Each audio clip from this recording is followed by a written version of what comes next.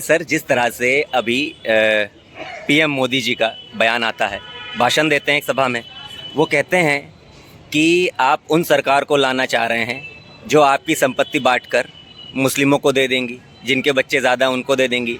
ऐसे उन शब्दों का इस्तेमाल किया जो कहीं ना कहीं बहुत ही आघात पहुंचाएंगे एक जाति विशेष को या फिर एक समुदाय विशेष को। साथ ही साथ उन्होंने कहा है कि क्या आप वो सरकार लाना चाहते हैं कि वो आपकी संपत्ति घुसपैठियों को दे दे। मतलब उनका सीधा सीधा कहना है कि जो मुस्लिम समुदाय भारत में रह रहे हैं वो घुसपैठ हैं, वो आपका साथ कभी नहीं देंगे और कांग्रेस सरकार सदैव उन्हीं का ही साथ देगी। और उन्होंने इसमें एक लाइन का और जिक्र किया कि मनमोहन सिंह की सरकार, उन्होंने कहा था कि आपकी संपत्ति पे, मतलब भारत की संपत्ति पे पहला अधिकार मुसलमानों का है। ये ऐसे 2-3 तरह के सवाल हैं जो कहीं ना कहीं मुस्लिम समुदाय को जब सुने होंगे तो उनको तो बड़ा आघात पहुंचा होगा।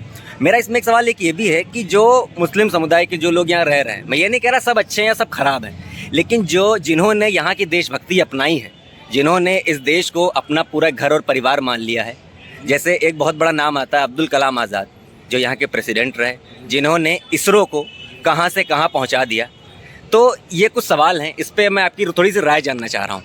देखिए, सबसे पहले तो मैं आपको बता दूं एक बार कि प्रधानमंत्री खुद जानते हैं कि मुसलमान जितना वफादार है ही नहीं कोई कौम जी। उसका एक वजह हम आपको बता दें, आईबी चीफ को बदला जाता है जी। जो आईबी चीफ होते हैं, जब प्रधानमंत्री आते हैं तो बदला जाता है, सब बदलते हैं। मोदी ने नहीं बदला और आईबी चीफ मुसलमान हैं। हमारे जब मोदी जी आए, आईबी चीफ जो थे मुसलमान थे। मोदी जी उन पर भरोसा किए, तो क्या मोदी जी उन पर गलत भरोसा किए थे? क्या वो भी घुसपैठ थे? जो घुसपैठिया थे, आप क्यों इस बार किए? तो ये तो आप सब जान रहे कि चुनावी मुद्दा है, क्योंकि अगर वे घुसपैठिए हैं तो आईबी चीफ पे आप क्यों, जब आप आए तुरंत उनको बदल देते, जैसा कि एक प्रोटोकॉल था। पर आपने मुसलमान पे एतबार किया, उनको आईबी चीफ बनाए रहे हैं, पहली बात। दूसरी बात, आप बोल रहे हैं कि जिनके बच्चे ज्यादा हैं, ऐसी बात मत बोला करिए प्रधान जी, वरना डिग्री में आपके शक होने लगेगा लोगों को। आप प्रधान सेवक हैं, आप इंटरनेशनल मंच पे बोल रहे हैं। जो फैमिली हेल्थ सर्वे 5 आया है, उसमें साफ बताया है कि हमारी जनसंख्या डिक्लाइन कर रही है और जो रिप्लेसमेंट रेट होता है वो 2.1 होता है। अगर एक प्रजनन दर क्षमता होती है TRF, अगर 2 से बच्चे पैदा कर रहे हैं 2.1, तो रिप्लेस रेट बराबर है, यानी जितने मरेंगे उतने ही पैदा हो रहे हैं। और हम लोग ऑलरेडी 2 पे आ गए हैं। अभी लैंडसेट का रिपोर्ट आया 1.9 आया, यानी हमारा जनसंख्या डिक्लाइन कर रहा है, हम लोग नीचे गिर रहे हैं। अब आप मुसलमान का बताया है आपने, तो आपको बता दें कि जो हमारा फैमिली हेल्थ सर्वे 5 आया था, उसमें सबसे ज्यादा जो डिक्लाइन हुआ था वो मुसलमान का हुआ था 46%। उसके बाद हिंदू ने किया था 41%। जो मुसलमान 4.4 थे वो गिर के 2.3 आ गए, और जो हिंदू 3.3 थे वो गिर के 2.1 आ गए। तो डिक्लाइन सबसे ज्यादा, जो गैप थी हिंदू मुसलमान में 91-92 में, वो 1.1% थी। आज वो 0.2% है, लगभग बराबर है।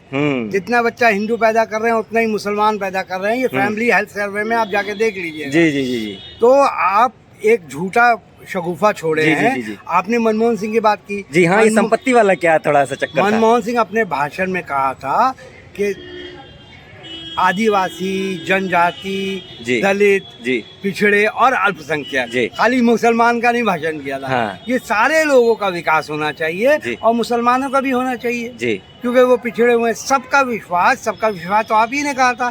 प्रधानमंत्री जब कोई स्पीच देता है, आप भी ने भी किया था, तो आपने भी किया, इसका मतलब बिल्कुल क्यों आपने कहा सबका साथ सबका विश्वास? आपको नहीं करना चाहिए विश्वास।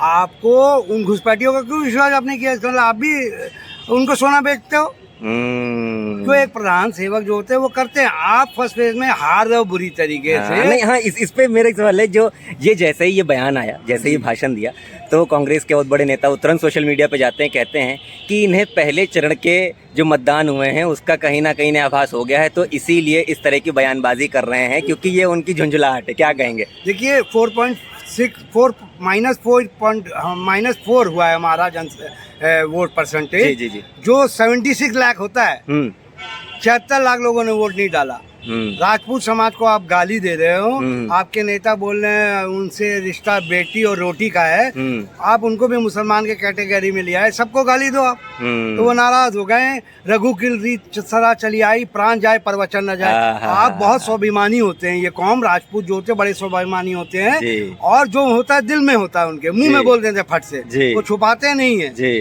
तो उनके साथ भी आपने गलत किया। तो लोग आप बॉन्ड का मामला आ गया है। लोग, मेरा एक दोस्त है बीजेपी के कट्टर समर्थक, वो बोला हम नोटा में डालेंगे लखनऊ में जब होगा।